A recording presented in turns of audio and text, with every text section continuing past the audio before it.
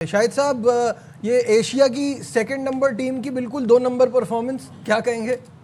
तो ये क्रिकेट से बड़े हो गए, ओवर कॉन्फिडेंट ज्यादा हो गए। तो ये इसमें मैं अपने आप को बोलूंगा कि मैं समझ रहा था मतलब एशिया की सेकंड बेस्ट टीम है ये जिस तरह से इनिंग को एंड किया था अफगानिस्तान से, मैं ये नहीं कहूँगा शुरू में उनकी हालत, स्टार्ट अच्छा हुआ फिर बहुत ख़राब हो गई, लेकिन जिस तरह से एंड किया उन्होंने, लग ये रहा था कि अब उनको हराना मुश्किल हो जाएगा, बट बड़ा कैलकुलेटेड खेला श्रीलंका। पहले अफगानिस्तान से शुरू करूँ। नजीब, एंड वाला जो जुमला आपने बोला बहुत ज़बरदस्त कहा है, क्योंकि ऐसा एंड अभी तक हुआ नहीं है। शाहीन शाह अफरीदी का थोड़ा सा नज़र आया, 20% 25% नबी वाले, और नबी ने जिस तरह लास्ट ओवर में 5 छक्के लगाए तो ऐसा लग रहा था कि बड़ा ही अच्छा टोटल बना दिया, क्योंकि चेंज नहीं हो रहा ना।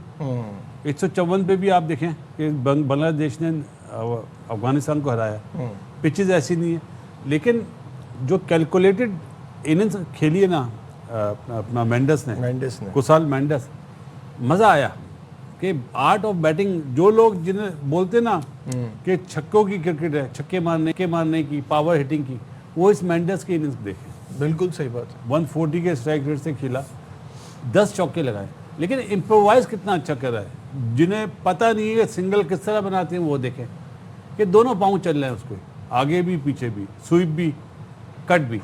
तो सीखने वालों के लिए बहुत अच्छी चीज़ है। और अफगानिस्तान मेरे ख्याल है नंबर 6-7 पे कभी जन्नत आता है, कल वो नंबर 3 पे आ गया, बहुत ज़्यादा ही फेवरेट है भाई।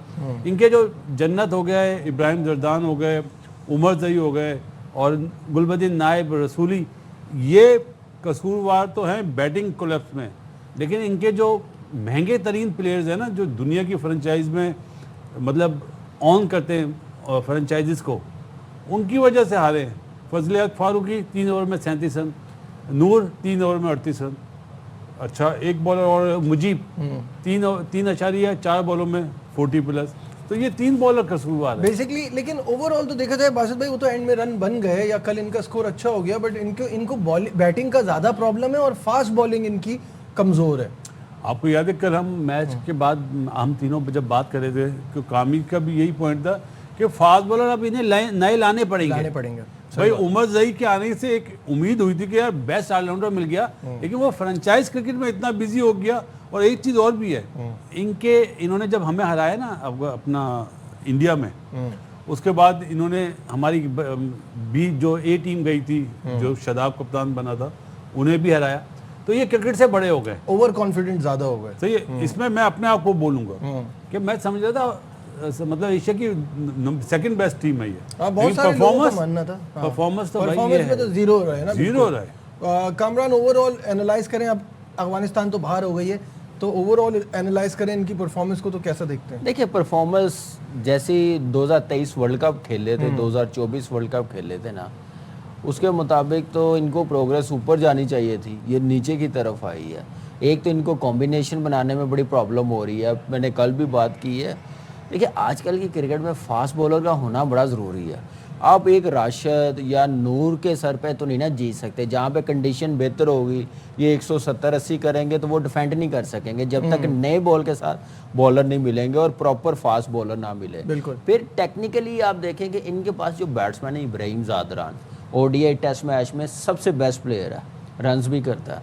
आप उसको ओपन से नंबर 3 पे लाए हैं, फिर 4 पे ले आए हैं, तो मुझे लग रहा है कि करीम जन्नत को ज़्यादा अहमियत दी जा रही है। ये किसी तरीके से ना सेट हो जाए, आई डोंट नो क्या उसका एंगल, वजह क्या है कि, तो ये सारी चीज़ें हैं। और मेरे ख्याल से ये जितना टोटल बना लिया था, चेज़ नहीं होना चाहिए था। जैसे इनके पास मिडिल में स्पिनर से सिर्फ फ़र्क क्या है, फजल हक फारूकी टू मैनी लीग, वो CPL से खेल के इधर आ रहा है, राशिद और नूर अहमद 100 बॉल खेल के आ रहे हैं, टू मैनी लीग्स। लेकिन कोई मेजर कोई टूर्नामेंट आता है तो इनको 1-2 दिन पहले नहीं पहुंचना होता, इनको एटलीस्ट 1 महीने का गैप जरूर होना चाहिए। सबसे बड़ी बात है, team has to play like a team. बिल्कुल ऐसे ही, जब तक इकट्ठे नहीं होंगे, कोई बाउंडिंग नहीं होगी, तो उतनी देर कोई फायदा नहीं होगा। तो ये फर्क नजर आया, और कुशाल मेंडस की जितनी तारीफ करे उतनी कम है। बिल्कुल सही है। शाहिद साहब, ये एशिया की सेकंड नंबर टीम की बिल्कुल 2 नंबर परफॉर्मेंस, क्या कहेंगे?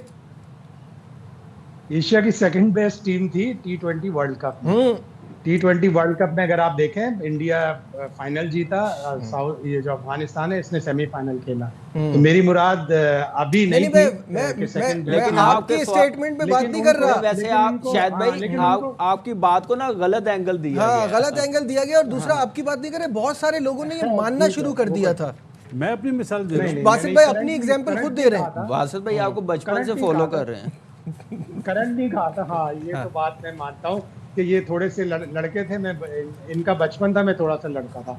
लेकिन बहरहाल मेन चीज ये है कि कोई टीम अगर 8 महीने तक कंबाइन होकर क्रिकेट ना खेले, सारे अलग अलग लीग में खेल रहे हैं, डॉलर कमा रहे हैं, तो उनकी वो हम आहंगी और वो जैसे बॉन्डिंग, कामरान ने कहा ना, बॉन्डिंग नहीं थी प्रॉपर। ट्राई सीरीज में भी नजर आया। फिर इनके 2-3 अच्छे प्लेयर जो T20 के बहुत अच्छे प्लेयर थे, जैसे नजीबुल्लाह जदरान, उसको बाहर कर दिया। नजीबुल्लाह जदरान बहुत ही अच्छा प्लेयर था, लेफ्ट हैंडर था। इनके पास ऊपर से अगर आप देखें 10 प्लेयरों में ऊपर सिर्फ एक सदीकुल्लाह अतली लेफ्ट हैंडर है, बाकी सारे राइट हैंडर है।